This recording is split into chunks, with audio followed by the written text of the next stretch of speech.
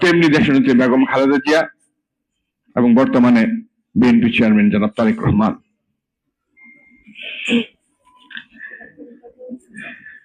ম্যাডামের অনেকগুলো অবদানের মধ্যে যে অবদানটা বেশি গুরুত্বপূর্ণ, যে বাংলাদেশের জনসংখ্যার অর্ধেক নারী, এই অর্ধেক নারী গোষ্ঠী, অর্ধেক নারীদের এম্পাওয়ারমেন্ট এবং শিক্ষাটা কত যে জরুরি সেটা উনি বুঝতে পেরেছিলেন বিধায় কিন্তু নারী শিক্ষাকে সর্বোচ্চ অগ্রাধিকার দিয়েছিলেন এবং যে দ্বাদশ শ্রেণী পর্যন্ত অবৈতনিক করেছেন পড়াশোনাকে, এটা কিন্তু ওনার দূরদর্শী চিন্তা থেকেই করেছেন যেন মেয়েরা শিক্ষা ক্ষেত্রে এগিয়ে আসে।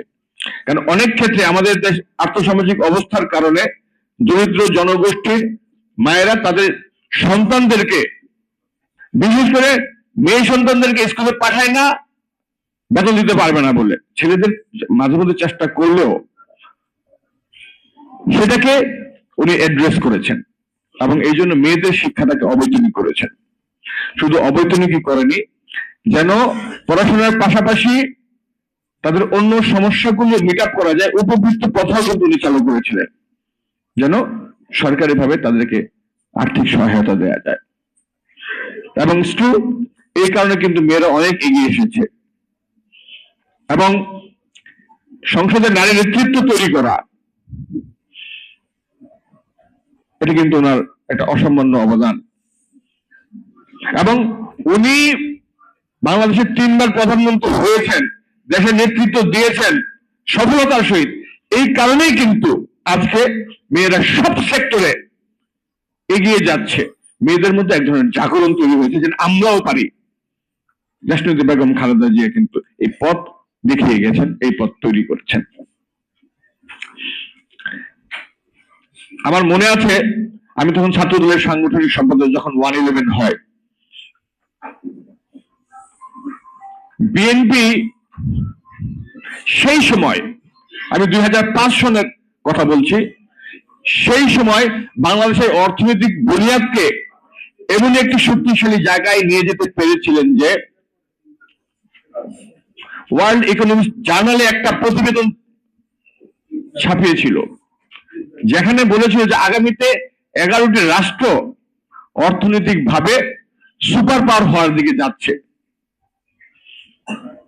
সাস্টেনেবল ইকোনমিক স্ট্রাকচারের দিক দিয়ে। সেই 11টি রাষ্ট্রের মধ্যে কিন্তু বাংলাদেশের নাম ছিল এবং এটি কিন্তু দেশনেত্রী বেগম খালেদা জিয়ার অবদান। আমাদের মনে আছে তখনকার অর্থমন্ত্রী সাইফুর রহমানের যে পলিসিগুলি ছিল, সেই পলিসিগুলি বাস্তবায়নে উনি সর্বোচ্চ সহায়তা করতেন। আজকে ঢাকা বিশ্ববিদ্যালয়ের একশো দিকে যে হলটি রয়েছে, সেই হলটির নাম বেগম সুফিয়া কামাল হল। সেটি কিন্তু বেগম খালেদা জিয়ার নামে হওয়ার কথা ছিল। তৎকালীন অর্থমন্ত্রী বলেছেন বাজেট নাই, এই হলটি এখন করা যাবে না। আপনারা চিন্তা করতে পারেন, এটা বিগত ফ্যাসিস্ট আমলে এরকম কিছু কেউ চিন্তা করতে পারত যে শেখ হাসিনার নামে বা শেখ মুজিবের নামে কিছু চিন্তা করেছে, সেটার বাজেট নাই, সে অর্থমন্ত্রী সে বাজেট কার্যকর করতে পারবে এবং শেখ হাসিনা সেটা মেনে নেবে? কিন্তু দেশনেত্রী বেগম খালেদা জিয়া সাইফুর রহমান সাহেবের একটি কথা বলেছেন, ঠিক আছে তাহলে এই হলটি এখন করার প্রয়োজন নেই। যদিও পরবর্তীতে সেই হলটি হয়েছে, নাম ভিন্ন হয়েছে।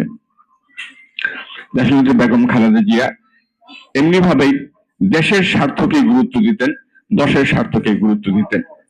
উনি কখনোই ঢাকা বিশ্ববিদ্যালয়ে যেটা হয়েছে অন্যান্য শিক্ষা প্রতিষ্ঠানে, আওয়ামী লীগ করলেই সে চাকরি পেত, টিচারও হতো, ভালো ভালো জায়গায় পোস্টিংও পেত।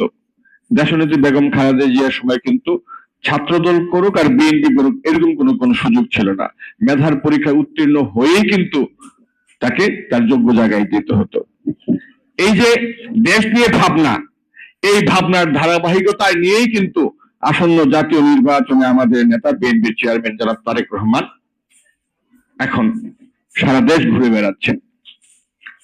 উনি যেদিন বাংলাদেশে আসেন সেদিনই উনি বলেছেন উই হ্যাভ এ প্ল্যান, এবং এই প্ল্যান উনি কিন্তু দীর্ঘদিন ধরে একত্রিত হওয়ার মধ্য দিয়ে বাংলাদেশের মানুষের কাছে বারবার বলছেন।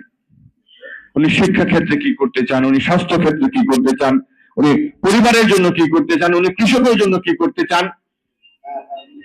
উনি বাংলাদেশের রাষ্ট্রকে মেরামত করার জন্য ওনার যে পরিকল্পনাগুলি বিস্তারিত তুলে ধরছেন। এই কথাগুলো বলতে গেলে অনেক সময় লাগবে, আমাদের পরবর্তী বক্তারা বলবেন।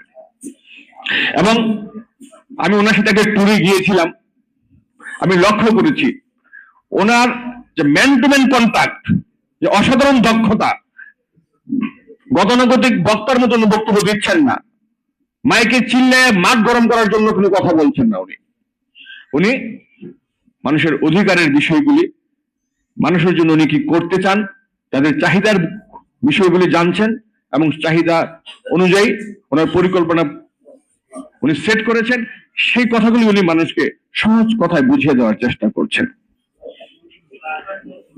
মানুষকে জাগিয়ে তোলার যে অপূর্ব শক্তি, সেই শক্তি শহীদ প্রেসিডেন্ট জিয়াউর রহমান এবং খালেদা জিয়ার মধ্য থেকে আমাদের এবং বাংলাদেশের মানুষ আগামীতে একটা নির্বাচন চায়।